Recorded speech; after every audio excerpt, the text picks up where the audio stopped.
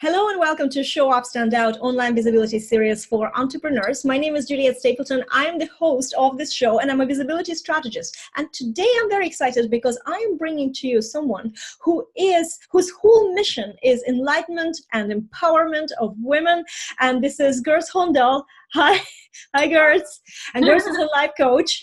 She is a light leader for women. I absolutely love it. And I've met Gurds and I think that she is a light leader and she's brilliant, So let's talk about something that's very, I think, close to everybody in this audience. And it is showing up and being visible and how that makes us very vulnerable. But before we go into that, the whole meat of it, I want maybe Gurds can talk about her background and how she ended up doing what she's doing. Oh gosh, yes. So growing up, I was a very reserved kind of person. I didn't really show my emotions. I was the nurturer of like everybody and anybody. Family members, I'd always be the one there to guide people. Friends, the same. I always wanted to be a journalist. That was my world. My mission was to be a health journalist. So I was throwing myself out there, but behind the scenes, there was a lot of trauma and a lot of pain that I wasn't dealing with. And I wasn't able to express myself to friends and other people. I just was the person that everyone cried on, but never had a shoulder to cry on. And so it got to a point about 7 years ago where things just started getting worse. My health deteriorated. I felt sick, a lot of health problems, and it took a cancer scare for me to wake up and realize it's time for me to be my true self. It's time for me to shine my light, and it's time for me to be vulnerable. And I feel like vulnerability, a lot of people say it's a sign of weakness, but I don't see that. I see it's a sign of strength, because the more we are vulnerable, the more we connect with one another, the more we understand one another, and the more that we can be true to who we are. And especially within business, my dear, being vulnerable, it connects with our audience. It helps us to share what we've been through. And so then we've shown them a light that actually is possible where they are right now, to get from there and go to the light where they can be. It's so true what you just said, because I know, and I just had a little poll with the students with my online course, Fearless Client Attraction. I said, why did you take this course? And they said, well, your approach is very, no BS. It's just so raw and honest. And I'm just so tired. One lady said, I'm so tired of seeing these kind of like fronts that people put up. But it's true, because there's nothing wrong with being who you are. There's absolutely, I think that we should be embracing who we are with all the quirks, with all the things, and admitting that certain things maybe we don't know, or certain things maybe we're not good at. Like I'm planning a planning challenge in my group, and I'm the worst person to plan. But I'm honest about it, because who else can explain to you how to plan easy way than someone who is like freaking out every time the word plan comes up anyway, even if it's not related to me. So, being like that actually works, and it attracts people to you so much more. But a lot of people have this huge barrier. And how do you start? Where, how much vulnerability is enough or not too much? I think that there's a lot of things that people, how do you deal with, what would you have to say to people who don't know how to approach this? Well, you see, you've got to be honest with yourself. Like, even if you feel like scared to share something, do it. And in the beginning, it's going to be hard naturally. I remember my journey when I started out in 2012. I was writing quotes, and I don't know where they were coming from. I guess it's higher power, the universe, just guiding me to show me how to heal, right? And so I was so scared to put it on Facebook. I was like, oh, people are going to judge me. And then one day I thought, do you know what, screw it, I'm just going to put it on there. And I did. And then some people started, attacking me, and some were saying lovely things. And as I kept seeing that, I took it to heart. I thought, what are they saying to me? Like, how dare they treat me that way? All these like emotions came up. But then I realized, actually, maybe it's inviting me to heal more. And maybe the people that are judging me, they're the people that I need to delete. So as I kept doing this journey, the more I started inviting the right people into my life and into my Facebook pages and my business, and deleting the ones that had judgments, because I'm not here to put up with people who don't know how to be vulnerable, not know how to be honest and be loving. Vulnerability is about loving and understanding somebody. And if somebody's going to judge you on social media, which is going to happen, and it's natural in the beginning, like, myself, my dear, like I had a troll like 2 years ago, and it really hit me. And I realized after that there's some people that are not going to like what you do, but they're not your client. they're somebody else's client. And if they're going through something, that's their issue. You're not there to heal everything about them. You're there to help people who want to be helped and who've been through a similar journey like yourself. You know, we can only help people who've been through an experience we've gone through. And so that's why I think it's just so important. Just chuck yourself out there on social media, share what you need to share, trust whether you want to call it divine or higher powerful, it's asking you to share, and just trust that. And you'll know when to be vulnerable and when not to be vulnerable, when to dip in and when to come out. And that's what I've learned over the years. Like, I was so afraid to like share my story about my family or what I'd been through in my life and all the trauma and everything. But it's a blessing because now I can show other people who are going through those parts in their lives and showing them a solution. And that's so true. Yes, and it's fantastic what you've said, and people don't realize that you have a choice. I think the more of a people pleaser in you, the more you feel like you somehow owe something to this, or you have to be nice to them. No, you don't have to be nice to them. This is your castle. This is your page, your post, your home, your castle. That's what. If somebody comes in with anything that you don't like, block them. My block list is huge. And you know what? I didn't actually. I recently have become very honest with myself. I said to myself that I don't like people. There is a reason why I have very, very little friends, or not at all, and I don't stay in touch with people. You wouldn't think, but I'm an introvert, and I have my husband and I have my daughter, and three of us are like, we're all the same. We don't have anyone else. We never meet anybody, like, say, in the area, because it's just, there is no connection. So if no connection, what's the point? Mm-hmm. And I brought this online as well, actually, before I even realized it and admitted it to myself that it's okay to be like this, right?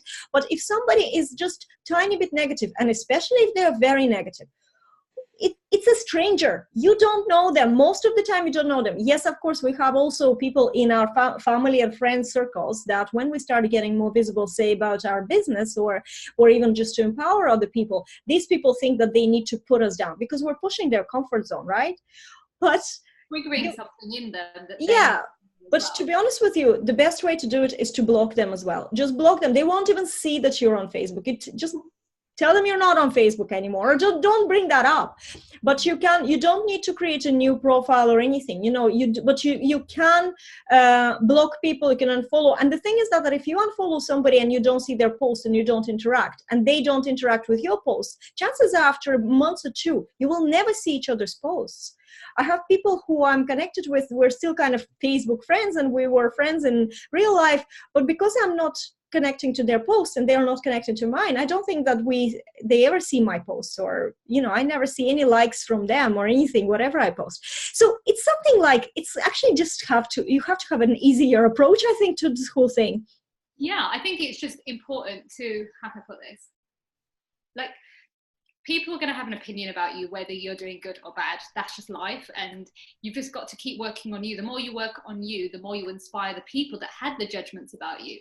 And secondly, like, if it's somebody if it's a family member or a friend, block them and send them love. And write a letter. You can do like forgiveness letters, and that will help you to grow. And if you want more about that, I can share that in my coaching work, but obviously I can't give the tools out here. But that is so powerful, because then you're letting go of the energy and you're releasing it into something that you don't need to share with them. And you see, there's lots of different things that you can do, but I think the key is, if you don't share your story, how are you going to empower others? How are you going to show others that you're relatable? And how are you going to show others that you are the person that they should work with? I think that's just what is key as well. And that you can't change people's opinions of you. That's their issue. You just need to keep doing you. And the people who love you and who will like to work with you will be attracted to your energy. And the ones that have what should we call them, the draining energy or the negative energy, they will just slowly get bored and go onto somebody else. That's exactly so true, because you know what people are missing? They're afraid to, maybe they'll repel somebody and they don't get work. But do you want to work with nightmare clients? No. If you actually think about your ideal client, you need to think about it from the point of love. Who do you love to work with? And no matter what you do for people, it's other things that you connect it's other levels that you connect with them. You know, they might be into, say you're into law of attraction, and they might be into law of attraction, and that's your point. And maybe what you're doing for them is their, you know, bookkeeping. So it's completely unrelated to law of attraction. And that's how we all connect. So this is a cool thing about the ideal client, and realizing who you want to work with. Who would you love to work with? And people are saying, I don't know where to look for my ideal clients. Look for people who share the same passions, because this is more important than actually what you are doing for people. When you start seeing it in a bigger picture and you say, well, you know what, I'll connect to people because I connect to them and I inspire them. And they know if these people are looking for what I'm giving, I will be the number one for them to approach, because they know I share so much of their world. Yeah, and I think as well, like, oh, mine's gone blank. Oh yeah, so if you're just being true to yourself, like, your client is actually you. So whatever you've gone through in your journey, you are your own clientele. So think about things that you have gone through or what you've been through and you found solutions. That's going to be the people that you're looking for. If you're going to try and help every person in the world, it's not going to work, because like we said, you're going to attract some negative energy people that will drain your energy. You want to be around people that have been through experiences like you and also are joyful about it and want to learn. You know, there's no point trying to help somebody who's not willing to put the effort in. You know, you don't need to work with people like that. And again, like, even with your vulnerability story, it doesn't matter how far you go with that, because that one story that you may be telling might inspire somebody to shift their life. And I think that's what is key as well, to remember that our stories are what make us, and our stories are vulnerable because we are human and we're natural and we've gone through things. And a lot of the times, I don't know about yourself, my dear, like, when we share our story, a lot of people from our past might be like, oh my God, I never knew you went through that. Or somebody we've known is like, wow, I didn't know you went through that, because you look like a positive person all the time. You have so much energy. How could have you gone through that? And it's like, well, actually, no, I've gone through the dark night of the soul. I've gone through the dark times, and I'm come out into the light. And it's to prove that we can all come into that light, whatever business we're doing, we're all being in the light, like yourself, my dear, as well. You're in the light. We're all in the light. And that is what's key. Absolutely. That is so true. And the fact as well, you know, yes, we have been there. The reason why we are here like this and telling, you know, follow us, or, you know, do something, and we're cheering you up, that's because we've been through some stuff that we're trying to help you with sometimes, you know, and as I said, it doesn't even have to be what you're doing in your business. It just works on such a much a deeper level, this whole empowerment. So yeah, when it comes to vulnerability, I just think that the most important thing is knowing your big why are you doing this. So if you're creating an online business, you do have to have this big why, that is creating the love you love, actually just being free or feeling free, that relief, you know, that's sort of like you're in control of your life. That's a wonderful feeling to achieve. And that's what we're all doing this things for, isn't it? At the end of the day, what is for you? Not like I have to provide for my family. What is it for you? I feel. And when you actually dig deep into that why, then showing up vulnerable, if it has to be, it comes naturally. You don't even think, oh, am I too vulnerable over here? You know, because you know, the sharing is important. Sharing is one of the missions that it's part of the missions that we have. You know, we all have different missions. But I think sharing our story, it's like always there, that element. You have to, it's your duty, it's your role. You need to make sure that you are shining your light when you've discovered it. And, you know, the people I feel like who are maybe people who are negative or something, there's nothing wrong with them. They're just not there. They're not on your wavelength. They're just different. They're just wrong for you. I'm sure that they're right for somebody else. Yes, there are some cases where it's hard to imagine, but still have hope. I believe that you have to have hope. But yes, so in my opinion, that, as you said, Gurds, as well, you know, just go through whatever it takes, take small steps at a time. But it is very empowering when you are vulnerable and you feel confident about it. Oh yeah, I've cried in Facebook Lives. I've cried in podcast interviews when I've interviewed people and they've interviewed me, because it's what needs to be shared in that moment, and it's okay to express it. I remember many years ago, I've gone through the journey of having like dark souls, and it's not their fault, it's just the journey they're going through. And some of them, when they're angry, would like throw their anger at me, and I realized they've got a lot of healing to do, and I send them love, because there's no point holding on to an attachment, because there's so many people out there who need your help. That's the importance, is that you might be thinking, oh, I don't really fancy showing up today, I don't really feel like being vulnerable, but you sharing that story might shift one person's life today. It doesn't have to be thousands or millions in one go. It could be one person, or there could have been somebody who was just about to had had enough of life, and you just sharing that story is just empower them to carry on in their business or in their personal life. That is so true. I tell this story very openly, that when I started my visibility journey, we got the diagnosis that my husband has cancer, stage 4, almost like the end of the line. That's it. There was no hope.